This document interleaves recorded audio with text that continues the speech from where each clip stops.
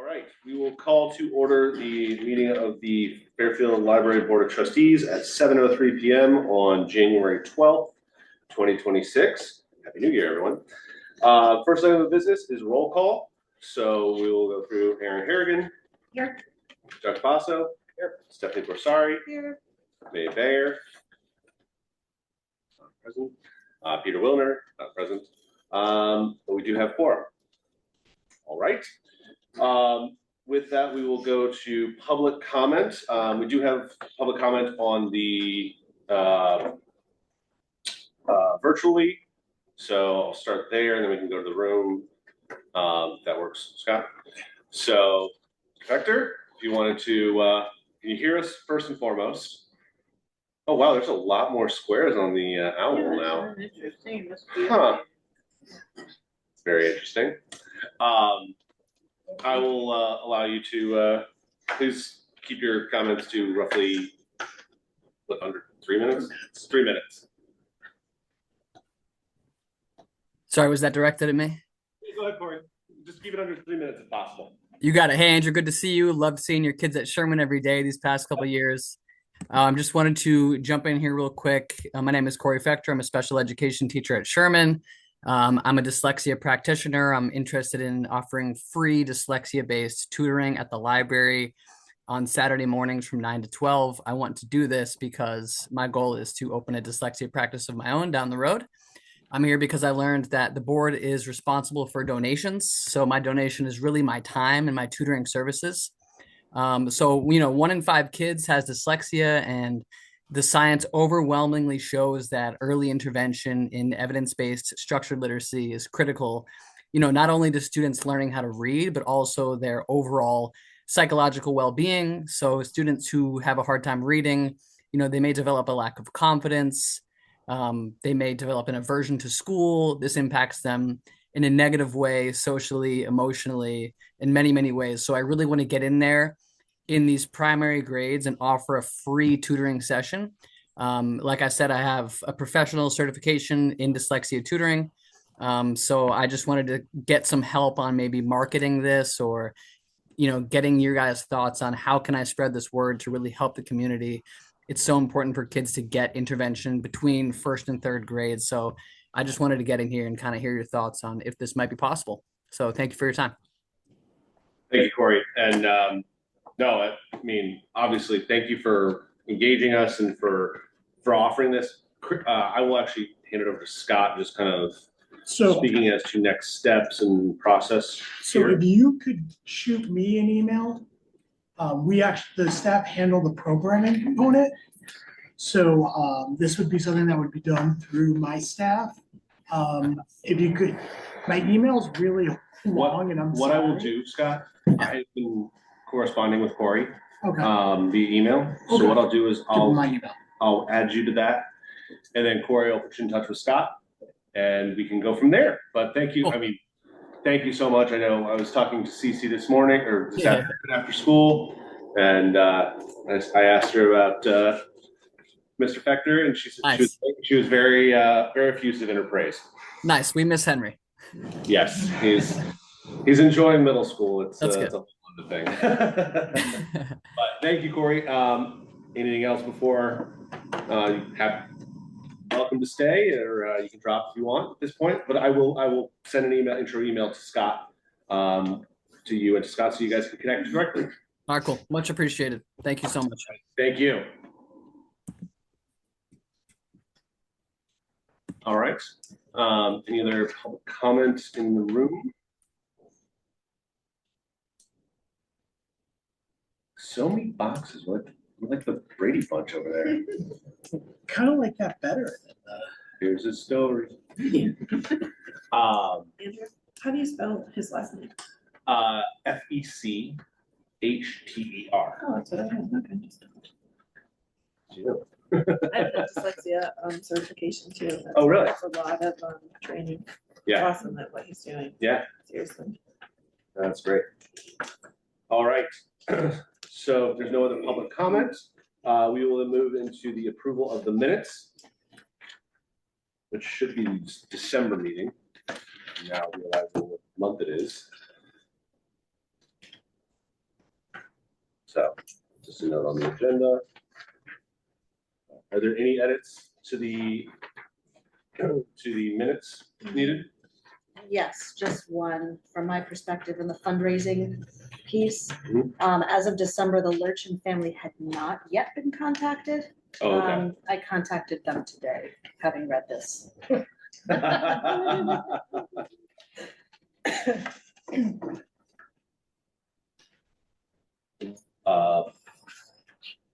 One other thing, Lori, just to know, May has arrived, so if you want Yes. to switch her to present. Yeah. Like I saw her. I'm sorry, Stephanie, where is that? It's on the second page. It is number 8A. Yes, just change that to will be. Yeah. And I just have one comment on number 9. This is just a typo, I'm sure, just autocorrect Vanguard. Correct one word. Oh, yeah.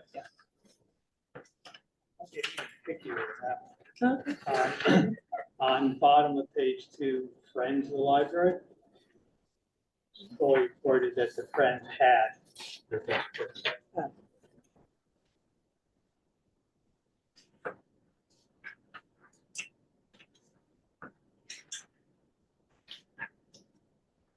Any more pedantic corrections?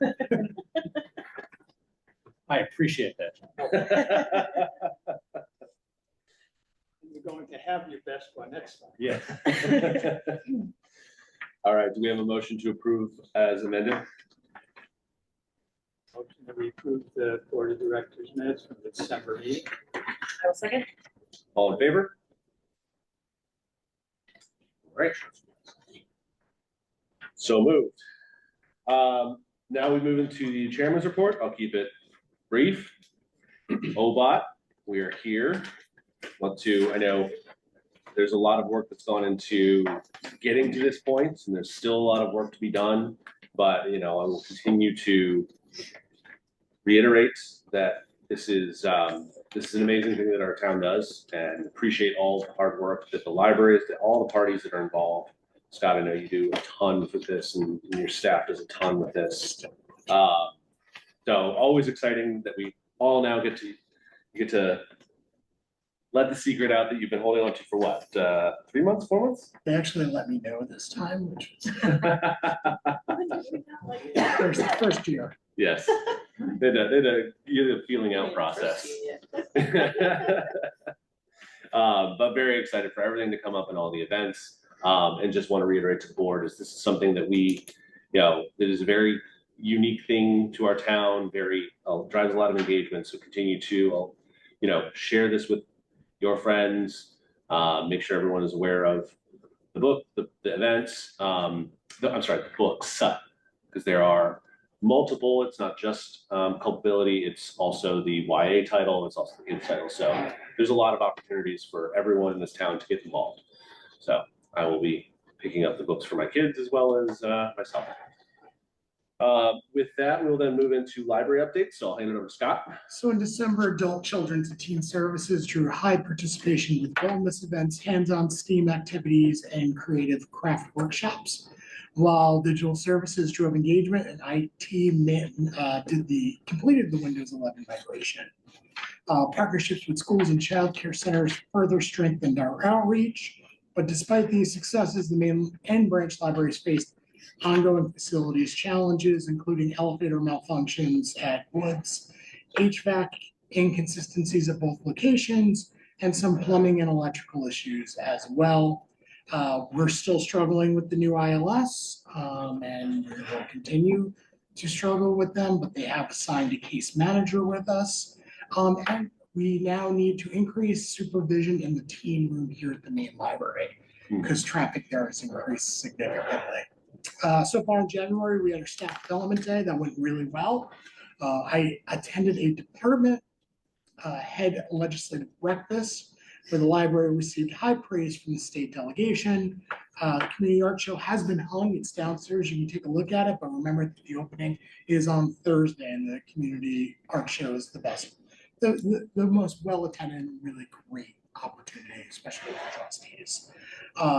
The town will also be holding a proclamation for MLK Day down in the periodical room on Wednesday. That's it. Open the floor to any questions. Teen room, what age groups is it? High school? We're getting a lot of high school kids, like we're used to tweens, Yeah, and we're also afraid that these are big high school kids. So we might, I think our tweens are now a little nervous to go in sometimes. And I'll be honest, it's not reflective of the population we typically get in the teen room. Mhm. So we're also trying to like figure out like how to make everybody comfortable. yeah.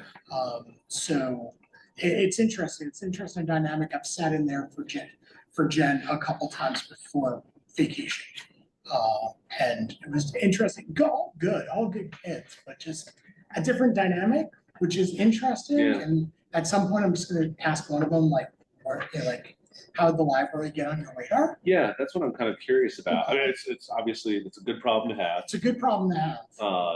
The problem with teens is certain groups don't necessarily want to commingle or be around each other. So then there's kind of a little bit of that. I think some of our regular teens have clicks.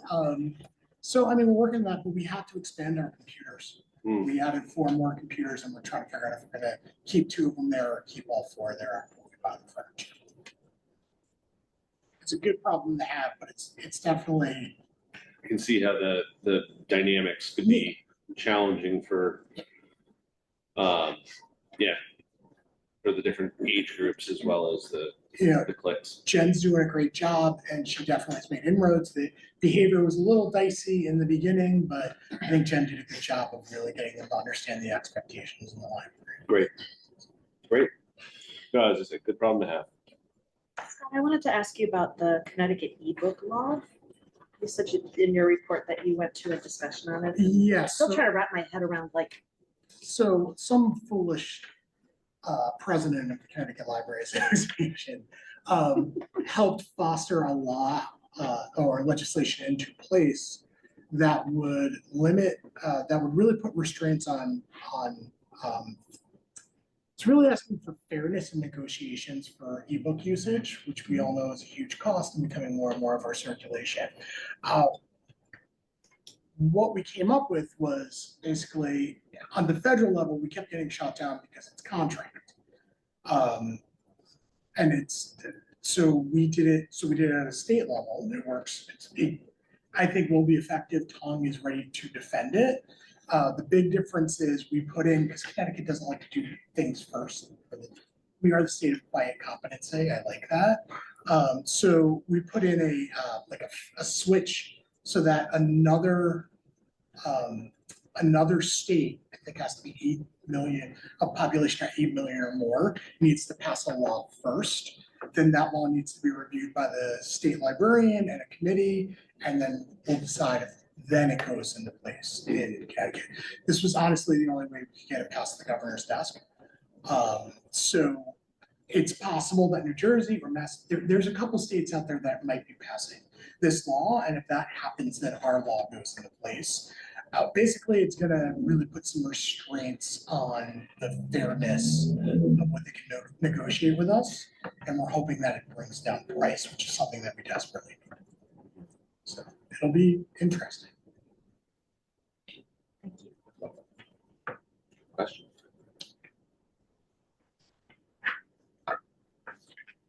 Any other questions? All right, then we'll talk town budget. So I'll be meeting with the first select person on Wednesday, the 21st. We put in an operation budget that was near 0%. Jan and I took a lot of time and effort. We kind of read the tea leaves. We are still working with the finance department on part-time salary, and kudos to Jan, who has lost a little bit of sleep over this. So the budget process hasn't been going smooth at the start. So we're going to see what our ask looks like after we have that figured out. And we will be asking for a full-time staffing increase if possible in the children's room. Is that an FTE or half? That would be an FTE. I would not be making one of my famous $20 bets on that being successful. It still might throw in 5. So, we'll see. The select person, she has been saying, hey, ask what you need. And it's clearly we need something like this. We're gonna ask, and much like the team position, it's something that maybe comes in the future if we continue to make it easier. I did include the year-to-date budget for the half year, and it looks like a mess because the way that the salaries have been reported to this budget through Paycom is completely wild. Almost all of our part-time payroll has come from the main line, and only one or two persons, I think only one now, is charged to the Woods line. So they've only spent 1.9% of their part-time budget, and we've spent 60.9, and the Yeah. full-time payroll isn't exactly right. They're not counting overtime at all. They're not counting differential. So if I add up all of the salary lines, it balances out to like the high 40% spent. Okay. So it's It's where you want. overall, Yeah. we're doing okay. It's just Yeah. a little slow cookie, and we are meeting with the budget director regarding this very issue. We had this issue, I think, previous, like we discussed this when we did the, Wasn't like It this. wasn't this bad. really? This is painful, really. It was been so smooth. You Oh. ever get your vacation set up? Yes, maybe.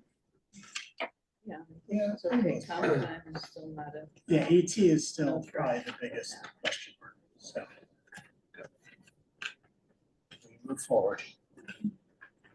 Good to know with regards to the funding requests, and then as we go down the process, any support we can provide, just let us know. And outreach. It'll be an interesting process this year, I'm sure. It will be, and for those of you who don't have it, I'm gonna ask Erin if she remembers RTM, but I found out I'm wrong about RTM. So this goes in the select person's budget, they present that to the select person's board. And once that passes, that goes to the finance board, that's where we get beaten up a little bit.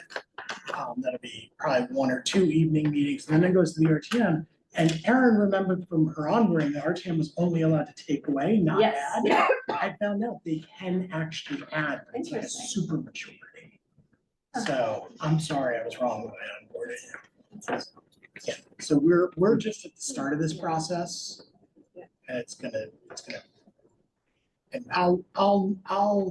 we'll have a good idea of what maybe the trustees can do after we select this. Well, when we know who the first selectman is going to be. That is true. Select person. Select person. I forgot we actually officially changed, charter reform. Wow, it actually went. Okay. Yeah, just keep us in the loop, updates each, if there's anything that changes or just keep us updated. Right. Strategic plan update. So we received the draft of the survey and we'll be presenting that to the board in the February meeting. After that, we will be working on the management staff, with our management staff and consultant to draft an updated strategic plan that we hope to actually have this by the March meeting. I think I'm being optimistic, but I would really like to get this in place by April. Okay. Great. And then any questions with regards to the strategic plan? And we'll move to the top of the day. One Book, One Town. We announced One Book, One Town selection, Copability today. It's a really good book. We had a good sized crowd, which was really nice. And we had our first select person. We had our state senator. We had 2 of our assembly members. It was covered on News 12. I've yet to find it, but we're at least on News 12 this time around. The reception and author event, please mark your calendars, is March 4th. Reception will be here in the periodic room like we did last year. And then the event is across the street at the Shoe. So far already the feedback has been incredibly positive. I had 2 patrons stop me today, talk about how great the book is. There were people who were in the room who were excited about it. They had already read the book and we've gotten positive feedback. Great. Great, sorry, marking my calendar.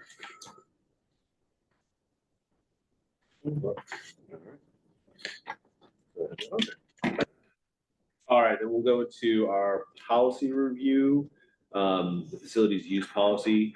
Everybody's got this for their review here in the packet. Anything to comment, Scott? I don't think there's really a need for any substantive change. Policy works relatively well. When enforced, it's pretty easy to understand for both the staff and patrons. So will we look at it for voting next month? Yes, we'll vote on it next month. All right, then we'll now move into our committee / liaison reports. Anything, Stephanie?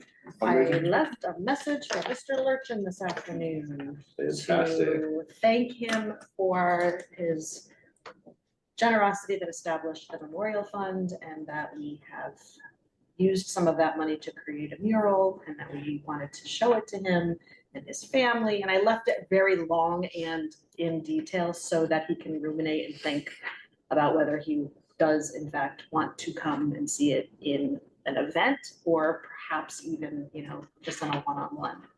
So we are thinking about Sundays in February as being a short grand opening, ribbon cutting sort of event. So stand by. I don't know whether we'll go back from him or not. I guess Daniel's reached out to him a couple times and hasn't heard back. I talked to Tamara today, and she had some ideas. Okay. And there's like some dates are kind of like filling up, so there is a holiday in February, and if you can make any sense out of that, if not, then Thank you. So this is like these are our donor records. pretty much, yeah, Pretty much. we don't have much. Yes. I also have just realized in going through my notes from the December meeting that I was going to reach out to Fairfield Community Foundation about the Graveson Fund. I haven't done that yet. Okay. This is the kind of stuff that I'm hoping will start to bubble and you know, start to pick away at, and I still owe you to get together. I'm the ready. Committee. Say when. Oh, okay. That's it. That's what I got, unless you've got anything to add, Meg. No, thank you. All right. Fantastic. Now we'll go to the building committee, which I don't know if we want to Well, keep I that mean- to whole business or. Well, I think let's give Joe and Eli a chance to do their presentation now. Okay. Don't mind. And I just want to note in my usual form, I got the number wrong on I flipped the 5 upside down. It's actually $135,000, not $132,000. So just when we get to this part of the agenda, I want to thank Eli for catching that. That will actually be what we're voting on. But I'll let you guys take the floor. Great. Share the, it's a quick PowerPoint, but you won't take too much of your time. It's only 4 slides, but put it together.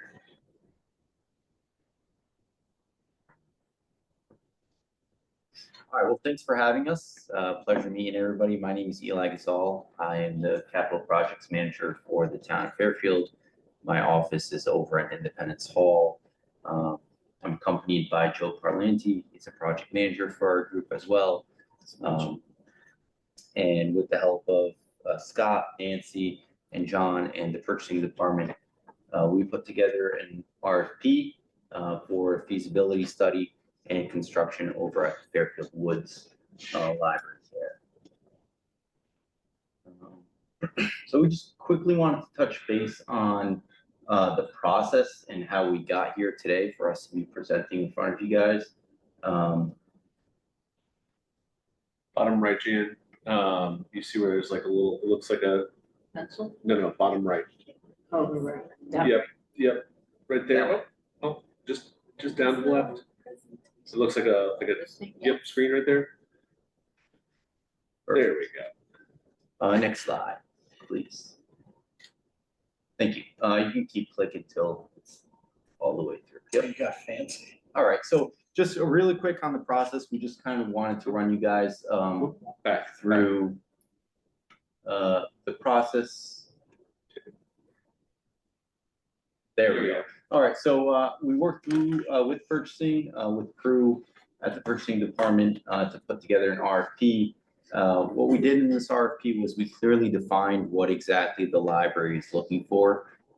Many times we send out RFPs that just are wide. And this one was very informative as to what exactly we're looking for. Not only did we include the feasibility study, but we did take it one step further and ask them for pricing regarding the 3 different construction sequences that we have. Potentially just we want to paint and change the carpet, to a full-blown interior renovation, to a full-blown new library. So what that's going to do is, one, we are further into the process. We will not have to go out an RFP and RFQ. We can continue to choose a consultant if we choose to continue that. So the proposals were evaluated through purchasing standardized point-based scoring software. They just released a new system called Bonfire, and I'll show you a little bit about that further on. And then based off of the evaluations that everybody scored, we shortlisted firms, and then we invited them for an in-person interview. So a little bit of how we got there. Next slide, please.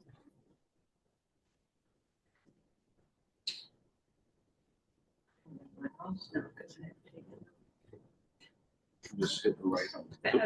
You hit the right arrow. Okay.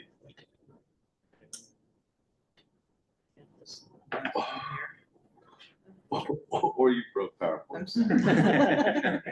Yeah, there we go. All right. Yeah, that's good. So now we get into the review process. So we had the 9 responses to our RFP. Which is really good. We got 9 responses from, We were very really happy with reputable that. consultants. So that And every consultant that replied to that, they were all very qualified. They were all very experienced. But then it gets into the review process, right? So,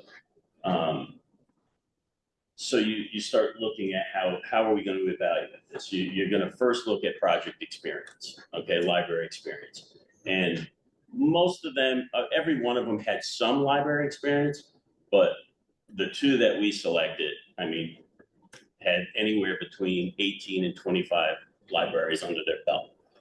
So that was a huge plus, and that was huge in the review process. Design philosophy and project. Have your attention, please. The library will be closing in 30 minutes. If you need a library card or special assistance, please come to the circulation desk now. Just a reminder, the Wi-Fi will shut down in 15 minutes at 7:45.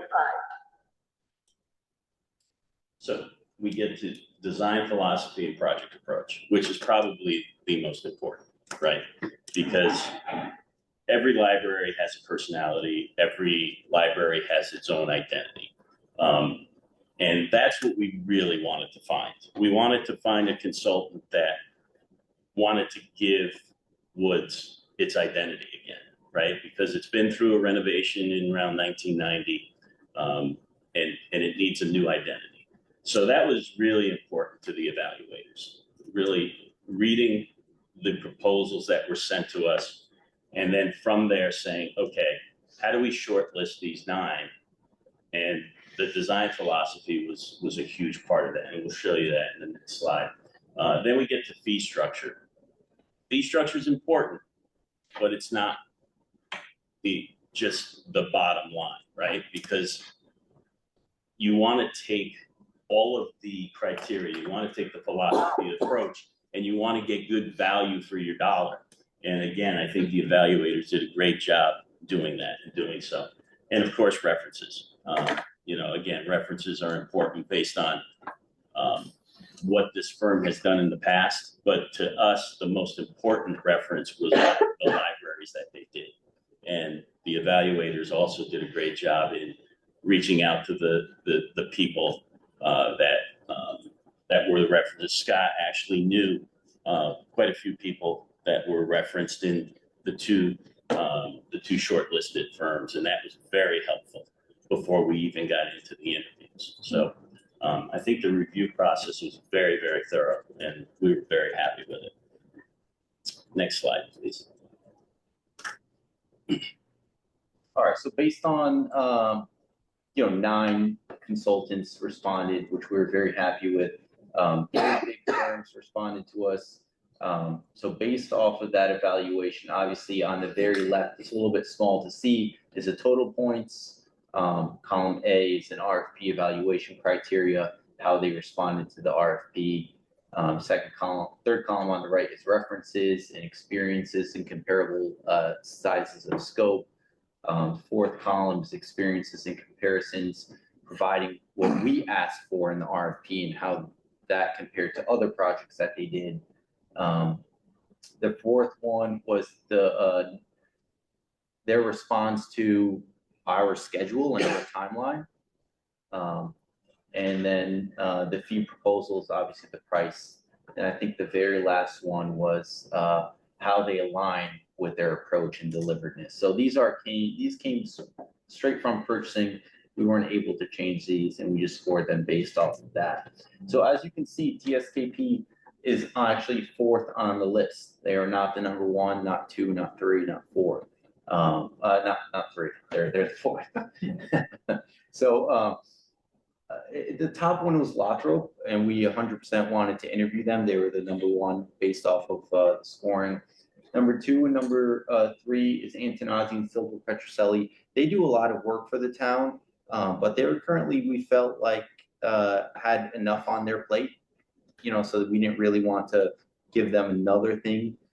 They're doing a number of other projects for us across town. And then we said, all right, so let's interview TSKP. And so full transparency, Lothrop was the clear winner based off of our evaluations and the scoring. But that changed a little bit after we interviewed them. That's when TSKP really shined for us.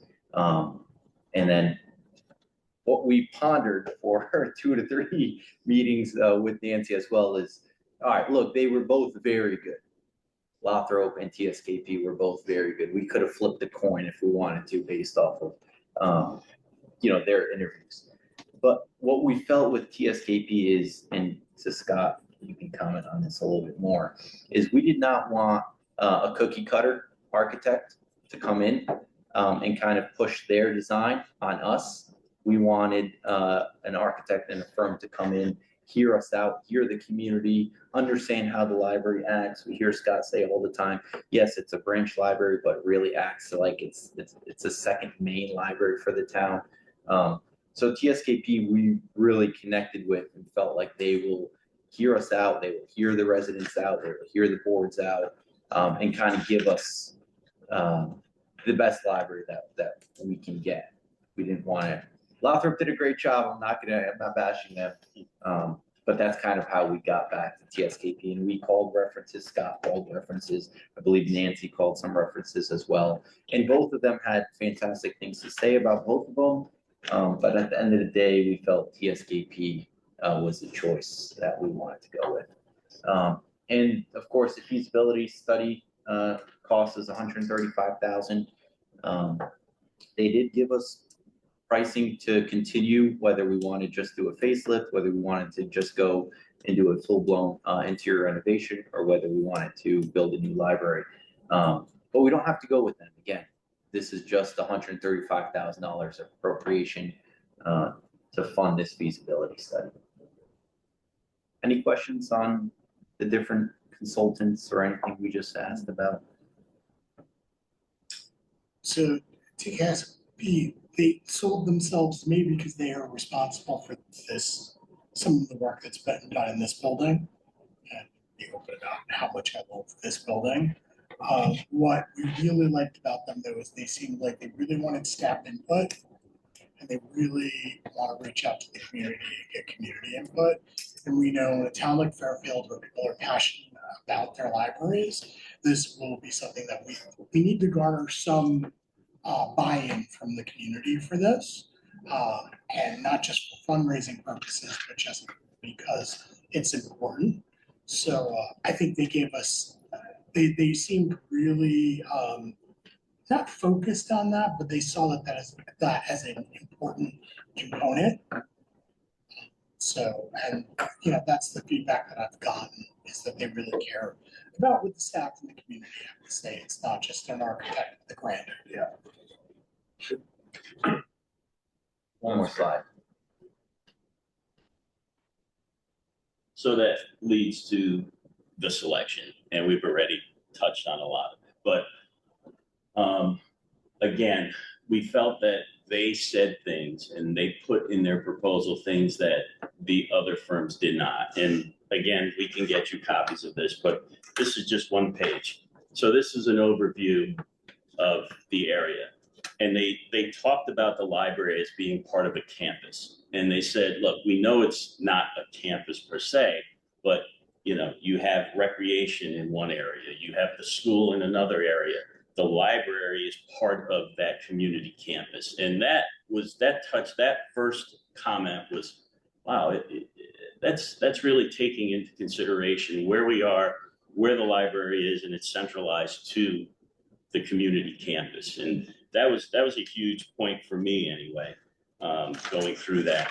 And in the slide, I'll just read one statement, which I think is, again, what really sold their philosophy. Our mission, meaning them, meaning the architect, is to produce architecture that responds to the client's mission, requirements, and desires, and recognizes the buildings, etc. So it's not our architecture. It was your architecture and the community. And that's what they really pushed, And then I think Nancy was in there too, and they were talking about, they really, when they did a tour of the building, they came back to us in their interview. Well, we see some outside areas that aren't being utilized, and maybe the parking could be rearranged just a bit. So you could tell they really took into consideration what was there, and to me and to the evaluators, the building meant something to them already. And so that's how we got to the selection. And going back to Lothrop, again, they were very good, they were very qualified, but they seemed a little, for the lack of a better word, maybe robotic about it. Like they were so used to doing buildings, and we've done libraries, and we count the books, and we have shelves, and we have, where the studio, TSKP, they talked about just design philosophy, not counting books, and even though that's one of the most important things, the design is going to be just as important. So that's how we came up to the selection of the studio, TSKP studio. We're super excited to start on this. We have a dedicated project manager, Joe, will be working on this himself, but I'll be with it, and we'll be coordinating with Scott. Hopefully we'll be in front of you guys soon with a little bit more information on the feasibility study. Yeah. I just have one question. Sounds great. How you mentioned, the three options for sort of how extensive the renovation will be. Is that for the future, for when they're actually giving, estimates for the actual renovation, or will the feasibility study include those three options? Yeah, the feasibility will look at the building and say, these are the three options that we are really considering. We took that based off of information from Scott that you guys have relayed over to him. But again, we wanted to really focus the feasibility on things that we wanted to potentially do. We didn't want them to go, hey, haywire, relocate the library, stuff like that. So we kind of really gave them a focus as to where we wanted. I think the three options were like minor interior, then total interior. Correct. And then new library, right? Yep. Yeah. Exactly. Yep. So those are, and in the feasibility, they will study all three of those for us, and we will get an estimated budget for those three different designs. Yep. Great. That's a great way of breaking it down. Fantastic. So that's all we have. That Oh, will be here. Thank you very much. I just want to add a thank you to Eli and Joe. We have kind of flown on our own for the last few years when it comes to this, and whether or not that was okay or not, we don't know. But we could not have gone through this process unless Prue O'Brien, who's not here, I think walks on water. So you know, they really helped us out. We would not have gotten here without both of them. And, you know, both Joe, I look forward to working with Joe. He's been great so far, and Eli's been great so far. So we're really lucky that the town made the decision to create it. I know you a sub-department or a working group within DPW. It was really forward thinking from the administration to come up with this group, because it can be really expensive to have a project manager, so this is saving us. Yeah, and we're here for you guys, so Yeah. really, I mean, you guys are our clients, in a say. So if you guys have any questions throughout the process, please reach out to Scott, you can share our email addresses, happy to help. Great. Thanks for coming. No problem. Yeah, thank you guys for sharing all And that. thanks, John, for being, John was Yeah, part of the, John was awesome, too. interview committee, so thanks for that. Great job, John. And Scott, and Nancy, everybody involved. No, thank you guys for sharing all that. It's always great to hear that input. But everything we've heard to date has been extremely positive. I think we're in a great spot. So, thank you. Good. You got it.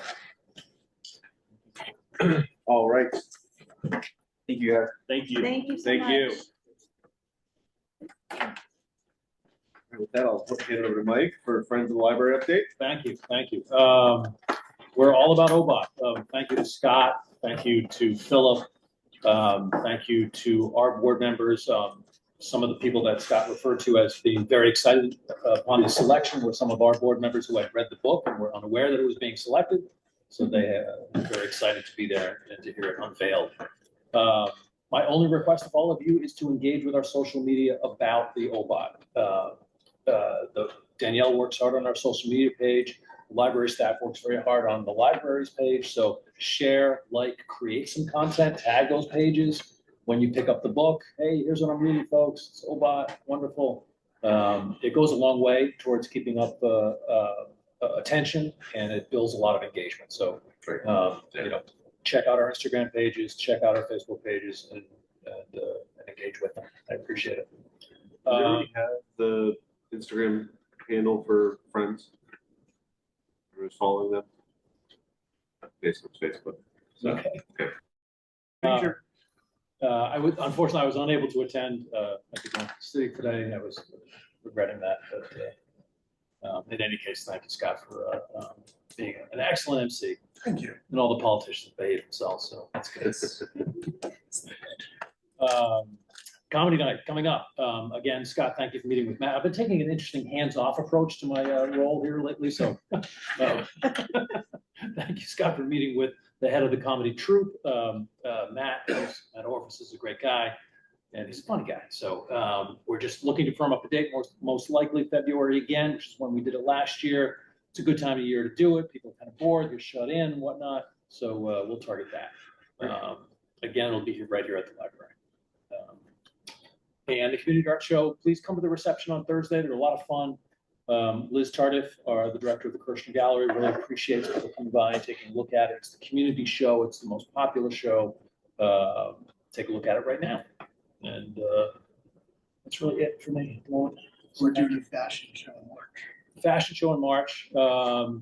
Yeah, that'll be coming up. This is what's nice about OBOT. You're coming out of the holidays, creates a lot of buzz, and then we've got some other things to talk about. You know, we've got comedy, we've got the Jennifer Butler fashion show, we've got the OBOT event itself, we've got the community art gallery. It's a nice stretch of time at a moment when a lot of people are just looking for things to do. So to offer them some of these nice events at this wonderful facility feels good. So thank you. Fantastic. That's great. Keep us posted on the date for the comedy show. And yeah, as I say, OBOT is the focus for the next 2 months. That's great. Any other questions for Mike? All right. Thank you, Mike. That I'll hand it over to Erin for the treasurer's report. Yes. The news, the endowment is up once again, so we're now clear the 12 million mark, and we're around 12.4 million, about just under 20% over a year ago. All good news. Obviously, that's helped by the donation of $300,000, but overall, Yep. up year over year. Still struggling a bit with some online access. It's interesting. One advisor is telling me I should have it. Another advisor is telling me I shouldn't have it access through Mercer. So we were going back and forth today. I think I found the right person that can help me.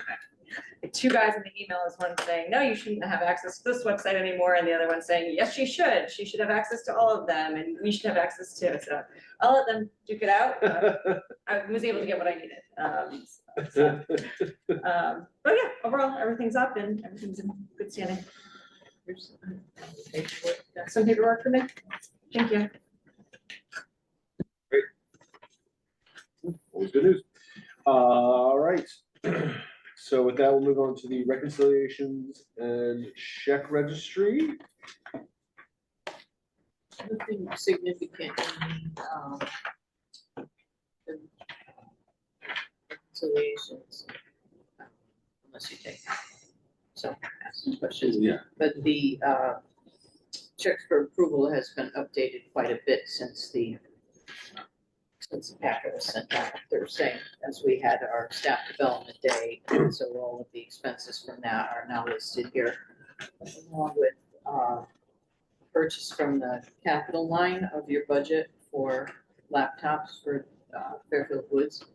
Their laptops there are out of date and just need to be replaced. You can't get the updates that they need to get at this point, and we just Take it that was identified during the Windows 11 transition. Yes.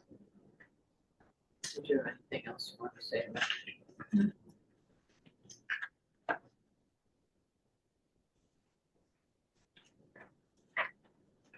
All that expenses were added. Yep.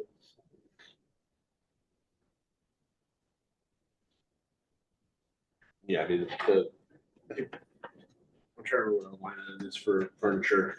This. Okay. Okay. Yeah. No, I knew it wasn't like this low, just more. That looks good to me. We haven't touched this line, so. No. We approved the TV furniture, but that has not yet happened. We did order something, but it had a long. The drop ship. Oh. Let's see what it drops.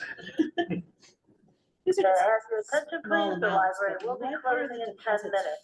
Please check out all material now. The book sale, when they sell books at their book sales, there's, they get to keep 60% of it and the friends get the other 40%. Got it. Since the friends don't actually have a presence there like they do here.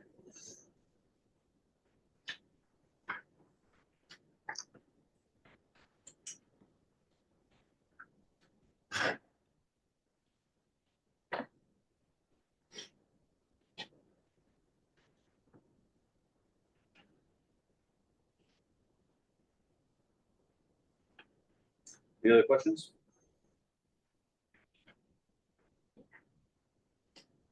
Do we have a motion to approve them? I move that the Library Board of Trustees approve the December reconciliations and pending January checks. Second that. All in favor? So moved. All right, now we move into old business. Obviously, the show has already been stolen with regards to Wood's feasibility study. We will open it to discussion if there is anything any questions, or if anybody has anything they want to discuss with nothing in the room. Any issue with the costs? I would just add, it was interesting, that's the first time I saw the ratings on there, Saw the rankings? the rankings, and they did a great job. They made you go through each one, rank them before you do the price. Except that one of the firms did put the price. Mistake, And for what it's worth, I had TSKP, the initials, right? Here, the ninth one I read, and these are all long ones, and we skipped through some of them. Then when I actually read most of it, it was kind of like, wow, hey, they got that, they got that. To me, I ranked them number one. Great. No, that's great. That's the Great only to hear. comment I was- But as they said, the other firms were, yeah, they're very good firms. They all have experience. One other thing I do want to make note of, just since we just went through the reconciliations piece, the current balance, I think, in the money market, not money market, in the checking is 200,000. We do have a drawdown that is still sitting in that we've approved the drawdown. It's just sitting in the market still because we have enough cash. Just making sure everyone's reminded of that. I just gave Aaron the paperwork regarding the column that, Is this this is already in the, it's just in the checking and money market. but this isn't new, is it? No, what was it, 2024?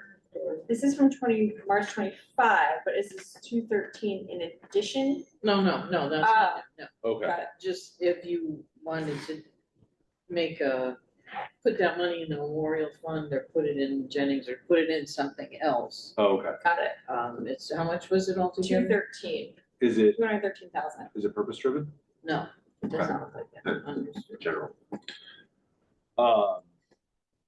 We were So I guess it's how 1.9. quickly are we gonna need to Which I think pay these folks, because maybe just rather than transferring it back and forth. Yeah, maybe you just Just need leave it to in there. say that something is. So more than Instead like, of moving the drawdown in. Yeah, use these like, funds. yeah, so more than likely, we will be doing a transfer of funds from the account over to the town. Okay. Because they'll be cutting the check for the work Gotcha. that's done. Understood, okay. So having that, and I'll talk to finance and say, hey, is it better you just get the money up front? And then that way we've drawn down. Have your attention, please. The library will be closing in 5 minutes. Of course, we still have access to it. So, Yeah, and what we do is if this is, if we use that, because it's sitting there already, we just make sure to make note of that, 213 of the drawdown has occurred, something like that, rather than moving money back and forth. But I did just want to remind everyone so that we lose visibility sometimes, but that is still sitting there, so still in a very good position. Beyond just the 12. All right, so with that, John, you want to make a motion to? Sure. I'll make a motion that the Library Board of Trustees approves TSKP for their study The amount of of $135,000. I'll second that. all in favor? All right, unanimous. All right, so yeah, Scott, keep us posted with the timing of when we need to, transfer funds to the town and all that stuff. So, okay, next item of business is the code of conduct, which we started discussing last month. Scott, do you want to? So what you have before you is a very preliminary draft. I looked at policies from around the state, they varied considerably, and I landed on Westport's, and it surprised me. Westport, I actually went to Westport thinking this will provide some softer language, and they had a pretty robust code of conduct. And so we borrowed a lot of the language from that. What I think this does is it provides in depth, really the behavior that the expectations we have. There were some things that we didn't touch on in ours that they did, but they handled smell with a much more kind of even keel and a little bit more like, hey, it's fair to varying degrees. I thought it was very important that they included firearms, which I don't think we thought about in our code of conduct. I'm just very happy with this language. It's a lot, it's dense. If you know me, you know I don't like super dense policy, but I think this is our most important policy. And as the person who enforces this is usually the last, I'm the, the tank that gets brought in. This really, I think, will be helpful for individuals struggling with the fact that they have not met our expectations. It still needs to be reviewed by managers, who I don't think there's gonna be a lot of pushback other than it's dense. And then it also has to get past, Bill, the town attorney. So I'm really interested in what his feedback is. Thanks for spending the time on it and doing that research. It feels more representative of what we're trying to create Okay, good. from my perspective. Scott, question on the last line on item 2. Policies, failing to follow additional library policies is appropriate, such as. We have to go through the policies to figure out which ones we really want to include. We can probably conceivably include all of them, but facilities use, children's service. And is it, seems a bit meta, if you will. Yes, but often when I'm writing a letter of lost library privilege, it's code of conduct, and then it's always another policy included, like facilities use policy. So would there be, in that case, does it make sense to even enumerate? Phil likes enumeration, so. The only reason I say that is if we were to modify, let's say we consolidate to. Then we would have to change. We'd have to That's change a code of good conduct. point. Yeah. So just leave it as failing to. Have your attention, please. The library is now closed. Obviously, The library will be open tomorrow from 9 to Phil 8. wants to do. It's not in our current policy, so I don't think it matters then. It's just, it's the kind of thing you don't want, if we make changes or modify. Rename. Steve makes us rename. Exactly. Then we have to go back That's a through, great point.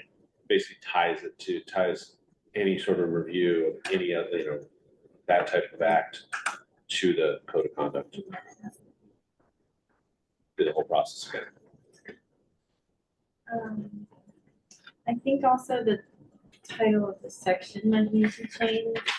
Examples of unacceptable behavior, because some are now, it's like providing identification. It's not an example of unacceptable, that refusing to provide identification. Okay, that's a good point. There's a few dress code, reading, are all positive versus negative.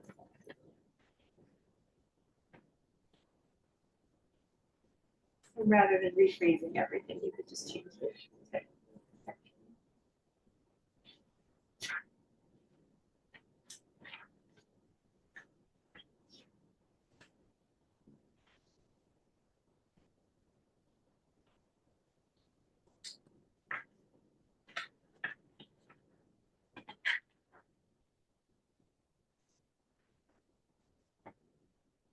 Do vapes fit in here somewhere? Yes, smoking Is that e-cigarettes. E-cigarettes, is that like, is That's a a vape considered an Vape is an e-cigarette? e-cigarette. Okay, thanks. Because that's a good point. We do catch people every once in a while. vaping in here. Yeah. Because they don't They think think it's. they can do it anywhere inside. Ridiculous. Definitely how you feel about the odor section. I feel much better about it. It feels more equalized. I really liked the part about animals. I thought that was like, making it easy for staff to. Oh, I saw a dog To do. at the library. Yes, and we still have to work with the town on that. Previous administration liked dogs. The explanation that was given to me, so we weren't really encouraged to enforce we had someone complain because we enforced, no regular pets. I love And it was like, there's no one who loves dogs more than me. So, It's always an issue, nobody wants to say anything because it could be a service animal, and if they say it's a service Right. animal, You can't- that's it. You have to prove it or anything. Just being under control, because sometimes you get a service animal that is barking Right. or Yeah. not trained, so. Yeah, that is a good line in there. It's not trained. Gosh. That's not a service That's not a certain, exactly. My But it's service also- Komodo dragon. there's also the confusion of an emotional support animal Yes. is a service animal. Is it? No, service animal are like trained, certified. Right. I understand why paperwork does not need to be provided, but it makes it really hard for people. No one wants to ask a dog to show their papers, but you're kind of stuck and you kind of just have to believe this person who's already brought their animal in. So, Yeah. But that language there must be under direct control of the patron, and if they cause disturbance. That's good language. this also protects the town from litigation if the dog was to bite somebody. Yes. This was some protection.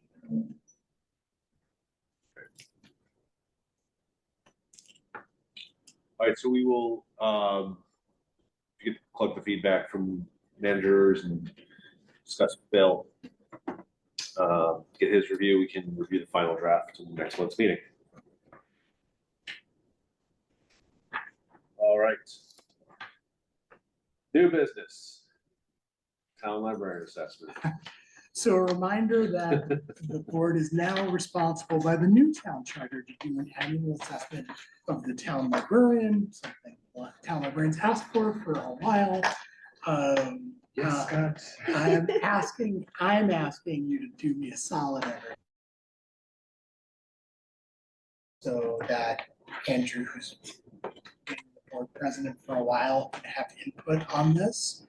And I will be happy to research and may have already researched assessment forms and kind of provide some input to what the process typically looks like. I thought we did this. We started it, and then we were Yeah, gonna we were supposed to meet reconvene, about and then,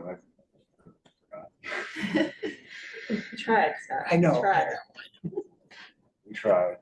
It was, We have a shared Google Doc, like we had something, yeah. we've been- So for those that weren't part of it, what we will do is we will have a meeting outside of this, because I don't think we want to do them on the back end of one of our board meetings.